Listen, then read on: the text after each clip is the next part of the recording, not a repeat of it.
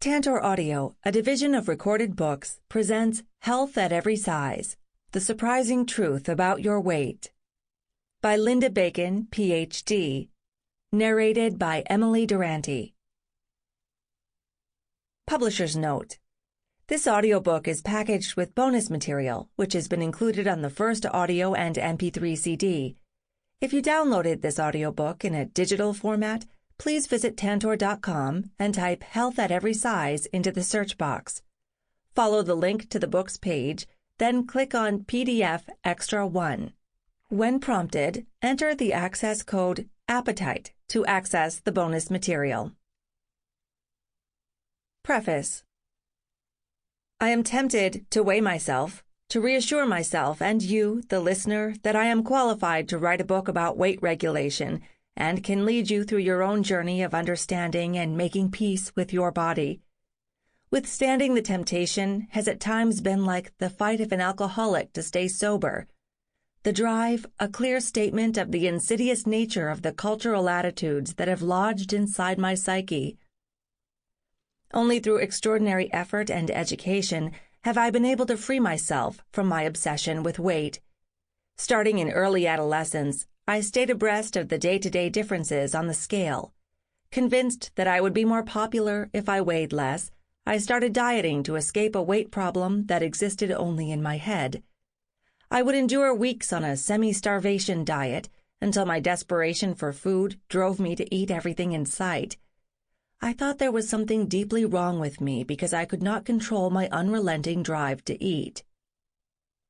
Despite my preoccupation with losing weight and my repeated attempts to shed pounds, however, the scale continued to document my failure.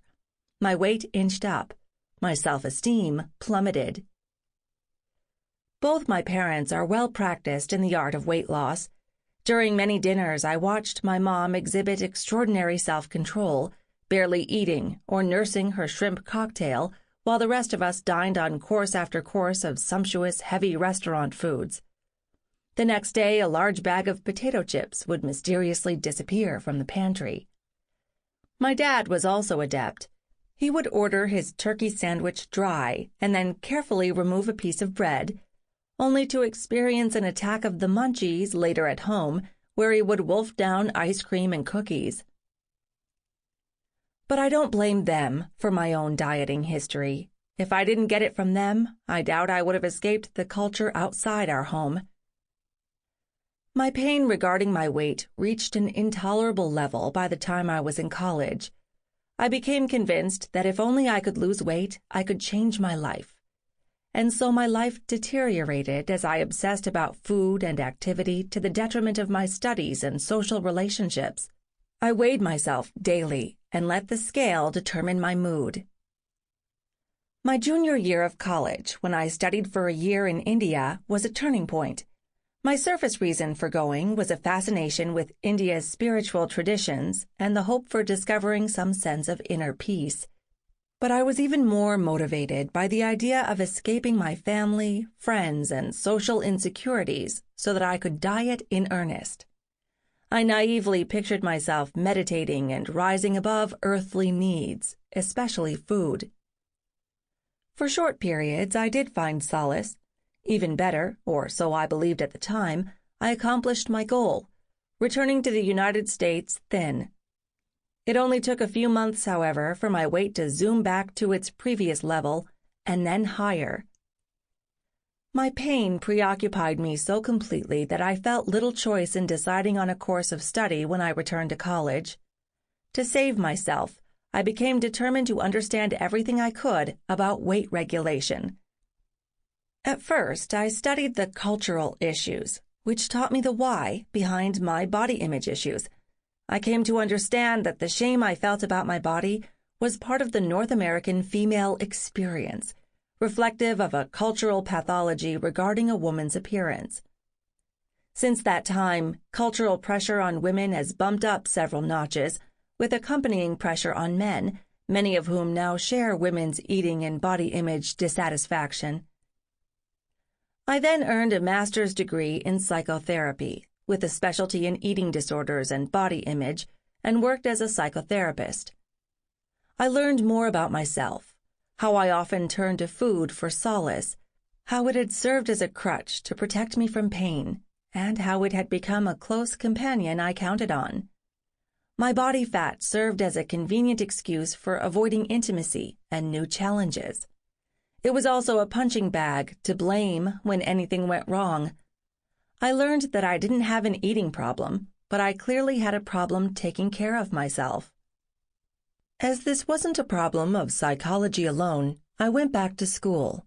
This time I earned a master's degree in exercise science, specializing in metabolism. I became aware that exercise had turned into a workout for me, a means for weight control, and that I had lost the joy I remembered from playing sports and being generally active as a youth. At the same time, I learned that exercise programs are not the definitive panacea for weight control. Both research and personal observation document many heavy people excelling in sports or just exercising regularly and not losing weight. I learned to differentiate weight from health. Body weight might be a marker for an imprudent lifestyle in some people, but its role in determining health, particularly when compared to regular activity, is grossly exaggerated. I subsequently continued to broaden my education and went on to complete a doctoral program in physiology with a focus on nutrition and weight regulation. There, too, I learned dramatically new ideas, that dieting wasn't healthy, nor did it achieve long-term weight loss, and that modern food processing often diminishes the quality of foods, thus disrupting our health and encouraging weight gain. I was shocked to note that dramatic scientific advances frequently failed to reach the general public or influence public health policy and recommendations. Every discipline I studied revealed the same disconnect. The science of weight regulation directly contradicts cultural assumptions as well as those promoted by the experts. It is not surprising that so many Americans are unsuccessful in their weight loss attempts and confused about how to achieve their goals. My experiences and academic training led me to an entirely different paradigm in weight regulation, where I finally found relief from my painful preoccupation with food and losing weight. I not only recovered from my obsession, but I even managed to develop a healthy and pleasurable relationship with my body and with food. The scale no longer holds the power to weigh my self-esteem. Food is simple now. I appreciate the sensuality and pleasure of eating. When I am full, I typically lose interest in food. After a few magical bites of chocolate, I am satisfied and the drive dissipates. When I finish eating, I rarely think about food until I am hungry again. I don't feel guilty afterward. And I take pleasure in my body. I move because it feels good. I enjoy being touched. I dress in clothes that I like and don't consider whether or not they hide my fat. As wonderful as food is, it is only one of many pleasures in my life. I am no longer waiting to lose weight before I live my life fully. Having freed up all the energy and time that I spent on dieting or obsessing about my weight or food, and having let go of my shame about these, I have greater depth and fulfillment in my life, including deeper intimacy with others. I don't think about my weight, and it stays fairly consistent. Oddly, after this new eating pattern became firmly rooted, I actually lost about 30 pounds, but the difference was I wasn't trying. I am fortunate to have survived my food and weight obsession, but I am still haunted by the pain of others. I was luckier than many people. I was too young to be offered amphetamines, and I recovered before the even more insidious diet drugs were routinely prescribed. Though I received some social condemnation for my size, I was never fat enough to suffer the more intense pain and ridicule routinely experienced by heavier girls and women. I didn't get my jaw wired, my stomach stapled or banded, my intestines shortened, nor did I get injections of pregnant mare's urine. Believe it or not, this was a very popular diet aid from the mid-70s until recently. I empathize with the many others engaged in their own personal battle with food and weight. This preoccupation sucks the fun out of life. It saddens me that shame and anxiety regarding the scale and mirror overshadow most people's enjoyment of food, their comfort in their bodies, and their full development as individuals. Many of us have a disturbing preoccupation with food and an intense fear of being fat. Instead of eating for enjoyment and fuel, we regard food as our enemy, as a test of our resolve and willpower, and even of our moral superiority. Instead of moving for the sheer joy of feeling our bodies and our power, we view exercise as a workout, our penance for eating or weighing too much. Instead of putting our energy into thinking about how we can improve the world, we obsess about how we can change our bodies. The degree of ignorance and deception that is practiced by healthcare providers and the weight loss industry angers me. The healthcare community and U.S. public policy have fed our fears. Dietitians, under the auspices of the Department of Health and Human Services and the National Institutes of Health, provide us with calorie restriction diets and a food pyramid to direct our choices. Exercise physiologists, with guidance from the Centers for Disease Control and Prevention, give us prescriptions for target heart rates and calorie-burning goals. Even psychologists and psychotherapists exhort us to use their behavior modification techniques to moderate our eating habits. The former top health authority in the United States, Surgeon General Richard Carmona, labels obesity as the terror within, naming it to be every bit as threatening to us as is the terrorist threat we face today.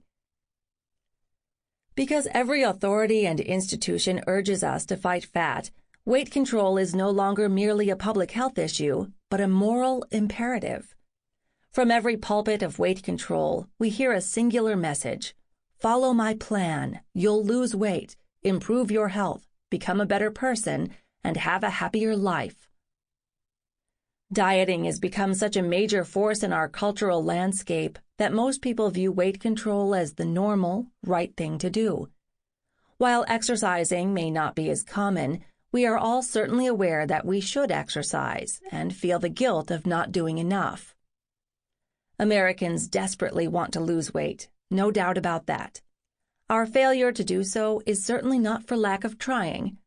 Collectively, we spend about $59 billion per year on weight loss programs and products.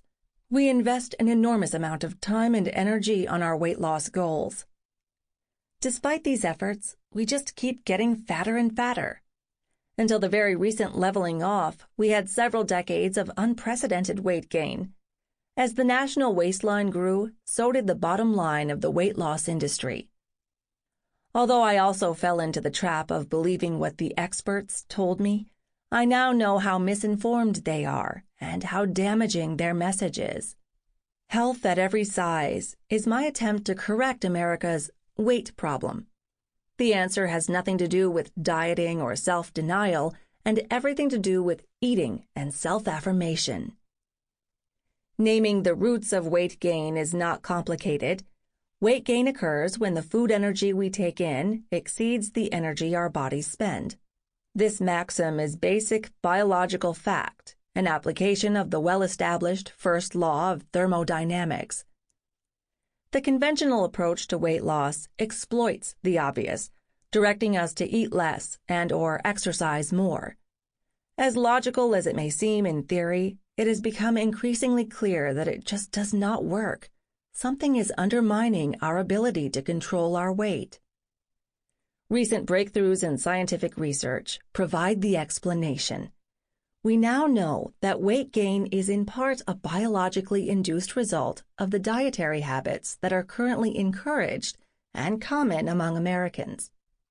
Dieting activates thrifty genes that induce weight gain, both by increasing your hunger drive and decreasing your metabolism, and triggers other weight gain mechanisms, many of which are beyond your conscious control.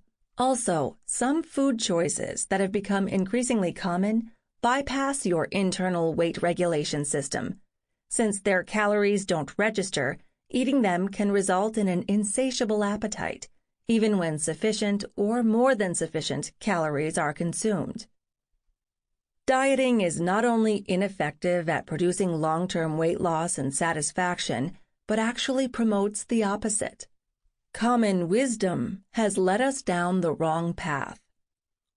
Researchers have actually located the control centers in our brain that regulate our weight and identified many of the pathways through which they exert control. We can name the hormones released by fat cells to inform a control center whenever body fat is lost.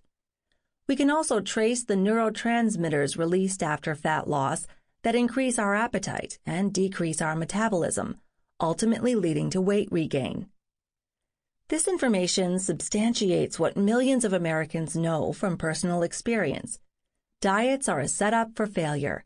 Even the more sensible diet plans commonly encouraged by healthcare practitioners. It really isn't your fault that you can't keep lost weight off. Your body is simply doing its best to protect and support you. The news that your body undermines your efforts at weight control is actually good, because it also indicates that your body is enormously successful at manipulating your weight. You can harness that power to your advantage. Your body is ready to help you achieve a healthy weight if you simply allow it to do its job. You can reclaim sensitivity to its signals, and you can also adopt lifestyle habits, such as changing the types of food you eat and your activity habits, that will improve your health and support you in achieving and maintaining the weight that is right for you. In other words, the best way to win the war against fat is to give up the fight. Turn over control to your body, and you will settle at a healthy weight. And regardless of whether you do lose weight, your health and well-being will markedly improve. You will find that biology is much more powerful than willpower. Health at Every Size, The Surprising Truth About Your Weight, describes the new scientific discoveries and provides you with practical, research-based advice to reconceptualize and permanently overcome your weight problem. It is intended to educate you, support you in achieving and maintaining the weight that is right for you, and help redirect you to adopt healthy habits for the sake of health, enjoyment, and vitality. I hope that Health at Every Size will touch you deeply. While I expect it will make you angry about your wasted years of guilt-laden eating, failed diets, and self-blame, may it also give you hope and inspire you into action and good health. Introduction. You want to lose weight. You look in the mirror and you see fat and ugly. You've heard the obesity fears trumpeted repeatedly in newspapers, magazines, and on the television news. 65% of Americans are overweight or obese. Growing numbers of overweight kids. We don't know how to eat. We're not exercising enough. We're the first generation that's going to die younger than our parents. Blah, blah, blah.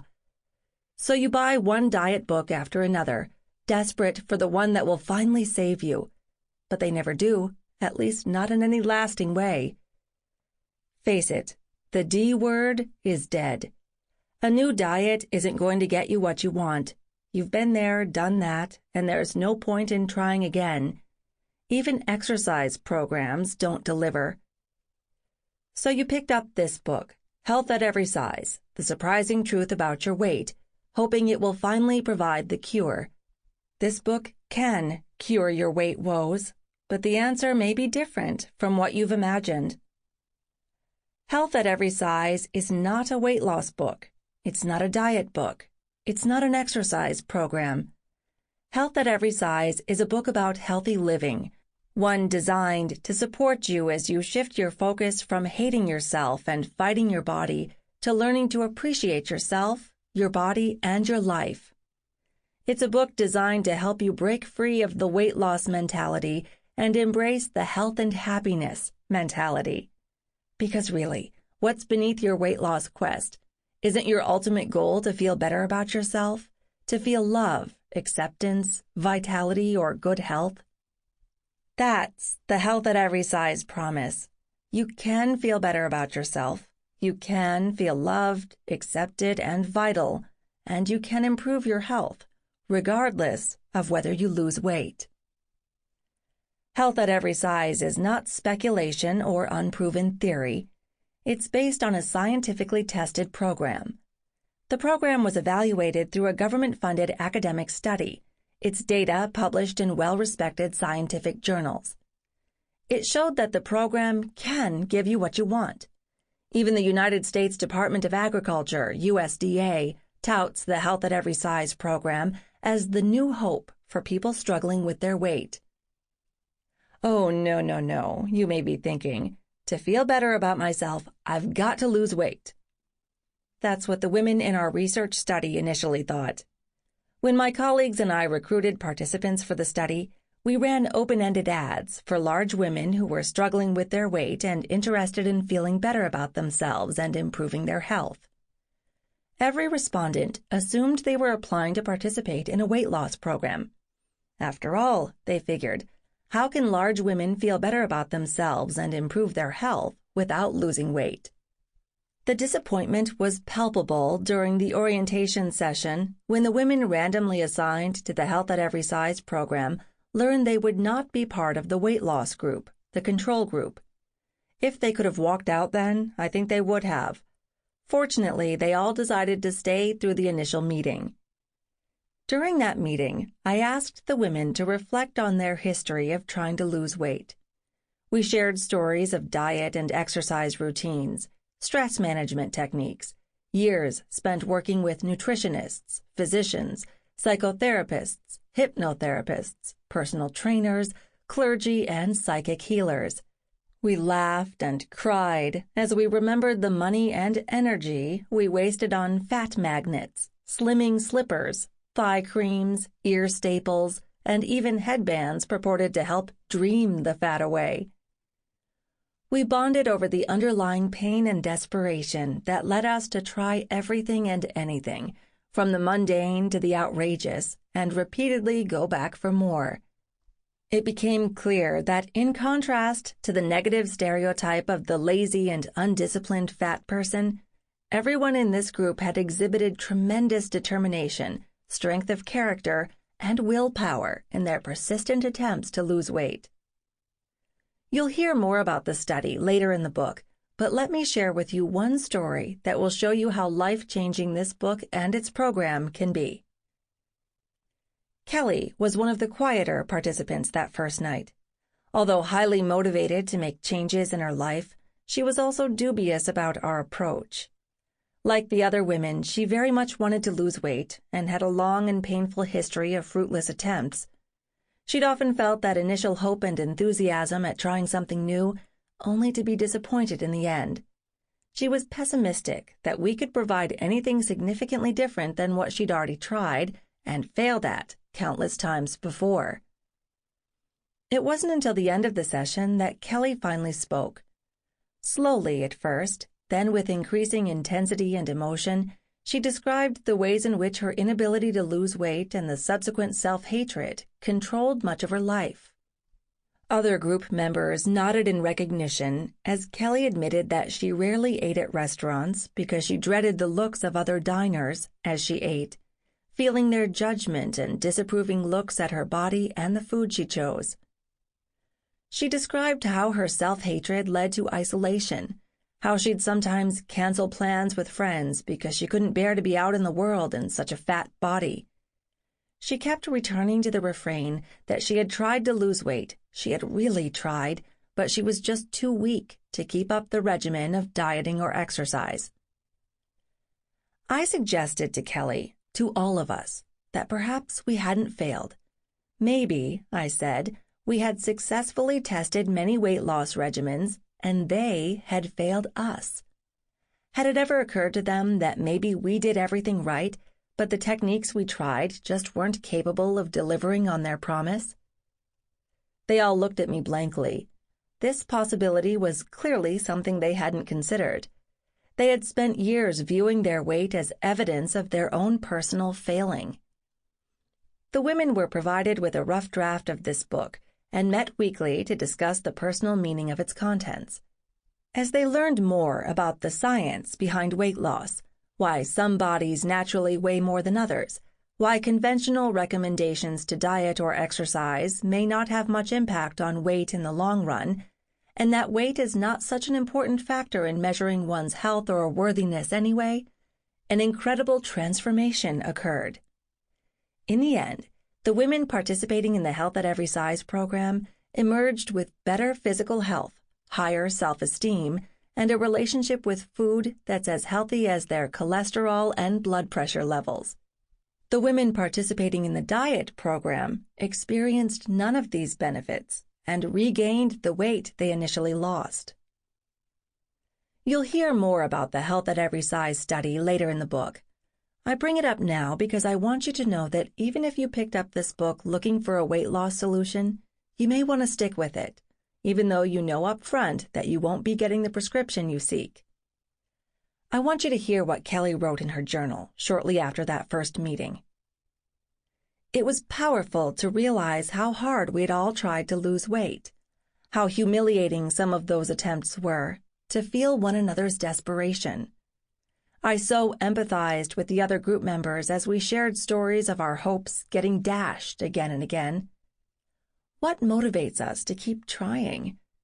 I'm short, and I don't like that, but I don't read growth books, attend heightening groups, or consider going to a salon to get stretched. That's because I just don't see my height as changeable. But weight is different. It seems like I should be able to change it. When I start a diet, I have a feeling of hope.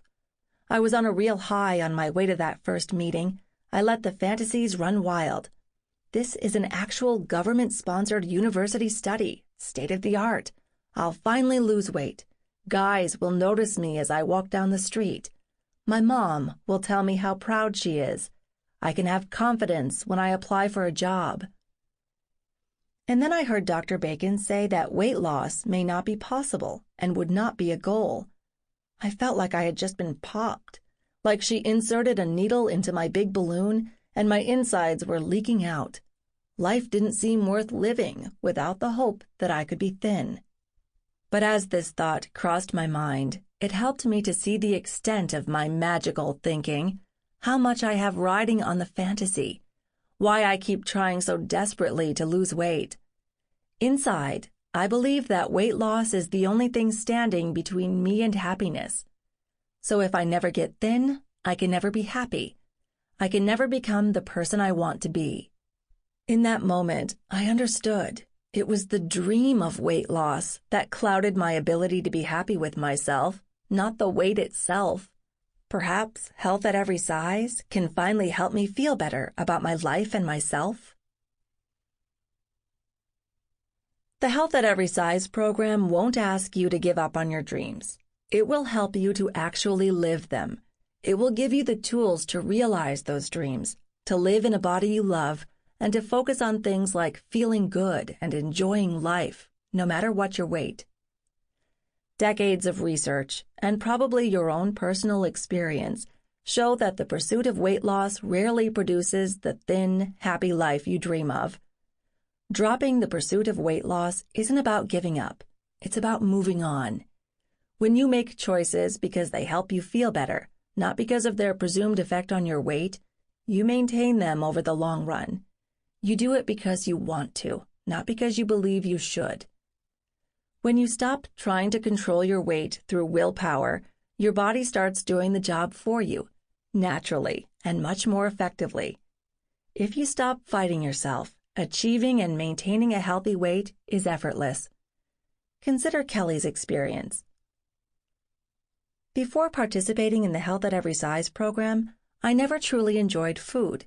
Either I felt compelled to steer clear of my favorite foods, like potato chips and ice cream, or I ate them and felt guilty. And I felt like I could never get enough. But it's different for me now. As much as I love pizza, when my body's had enough, I just lose interest. I don't have to fight my desire to eat because I just don't want to eat anymore. Before, I didn't know that I could trust myself. My fear was that if I let down my guard, I would eat out of control and just keep gaining weight. But that never happened. I don't count my calories or limit fat. I don't feel guilty when I eat, and everything is okay. I'm not scared of food anymore. My weight has stabilized, and it seems like my body is doing a pretty good job of taking care of me.